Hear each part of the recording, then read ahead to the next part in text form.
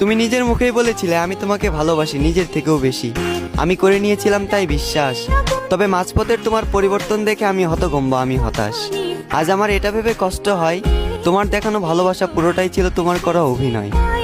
শেষ যেদিন তুমি আমার থেকে শেষবারের মতো বিদায় নিলে, আমি মনের ডাকে চিৎকার করে তোমাকে ডেকেছিলাম, তুমি দাওনি আমার সেই ডাকে সাড়া। মানতে হবে তুমি নিখুঁত একজন অভিনেত্রী, তোমার অভিনয়টা ছিল সেরা। আমার বিকল্পে হয়তো তোমার 1000 জন ছিল, তবে আমার জীবনে কেউ ছিল না শুধুমাত্র তুমি ছাড়া। আজ তুমি অন্যের হাত ধরে পূর্ণতার পথে হাঁটো, আর আমি ব্যর্থতার পথে হাঁটি একা দিশেহারা। আমার বয়সটা খুবই অল্প, আর এই অল্প বয়সে বুকে জমা আছে দুঃখ শত শত। তোমার অভাবে প্রতিনিয়ত আজ আমার চোখে ঝরে অশ্রু, বর্ষার বাঁধ ভাঙা স্রোতের মতো।